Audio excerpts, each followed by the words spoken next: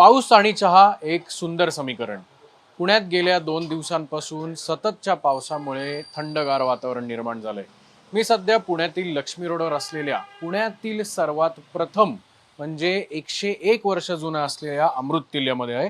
आणि आपण जर या ठिकाणी बघितलं तर जुने लाकडी खाण असतील किंवा वाड्याच्या स्वरूपातलं हे सगळं जे दुकान आहे ते या ठिकाणी आपल्याला पाहायला मिळतं. वाफा आलेला चहा, बाहेर पावसाची संततधार सुरू आहे आणि असतानाच गरम चहाचा मोह जो आहे तो लोकांना आवरत नसल्यामुळे गर्दी जी आहे ते पुणेकरांकडनं या ठिकाणी नेहमीच केली जाते. आणि पावसाळ्यात सकाळपासूनच अगदी पहाटेपासूनच या ठिकाणी अक्षरशः लोक रीग लावतात. या दुकानाचे मालक आपल्यासोबत या ठिकाणी आहेत.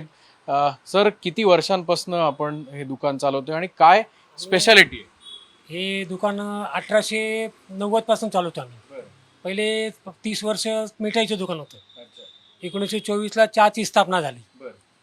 ते आमच्या आजोबाने चहाची संकल्पना मांडली होती त्यावेळेस साखर नव्हती, मिठाचा चहा असतो. काळा चहा त्यामध्ये मीठ टाकून द्यायचे पहिले. दूध वगैरे त्यावेळेस एवढं काही नव्हतं.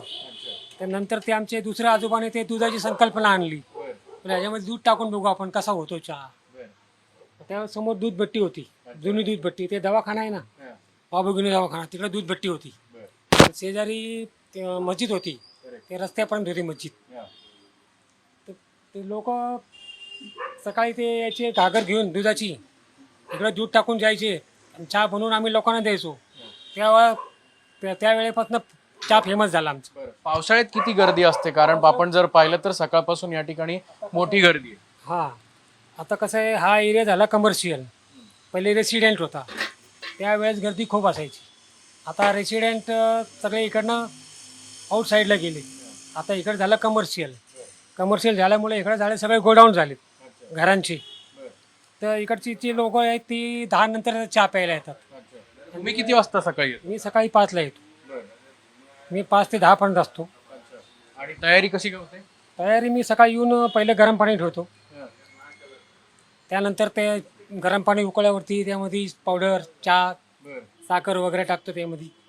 तर त्याच्या हिशोबाने मग ते दूध आणि मसाला असतो, अद्रक असतो.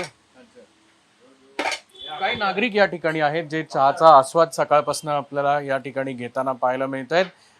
काय वाटतं, आज मस्त पाऊस पडतोय, चहाचा आस्वाद घेताना मजा येते की नाही? हो, मजा येईल. कुठून आलात तुम्ही, काय करता? मी इथे राहिले कसबा पेठमध्ये. सकाळी चहा पिताना काय इथे येतं दरवेळेस चहा? हा, रोज.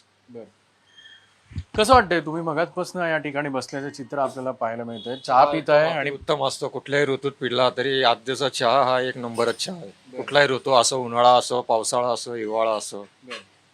आज कसं वाटतंय मित्र? बाहेर पाऊस आहे, तू आज सकाळी उठून मस्त आलाय, चहा पितोय. खूप मजा येते.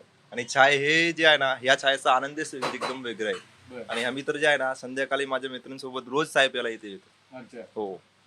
आपण बघू शकतो की 101 वर्ष पूर्वीचं खरं तर हे अमृततुल्य. आणि या ठिकाणी गर्दी तर होतीये, मात्र असं म्हणतात की चहा प्यायला कुठलीच वेळ नसते, पण वेळेला चहा असतो. आणि याच सुंदर समीकरणाचं एक उत्तम आणि मूर्तिमंत उदाहरण आज आपल्याला या ठिकाणी पाहायला मिळतंय. कॅमेरामन सुमित भोसलेसह अक्षय बडवे, साम टीव्ही न्यूज, पुणे. देश विदेशातील प्रत्येक घडामोडींचे लाईव्ह अपडेट मिळवण्यासाठी आता साम टीव्हीच्या सर्व सोशल मीडिया प्लॅटफॉर्मला लाईक, फॉलो आणि सबस्क्राईब करा. तसंच सर्व नोटिफिकेशनसाठी बेल आयकॉन प्रेस करायला विसरू नका.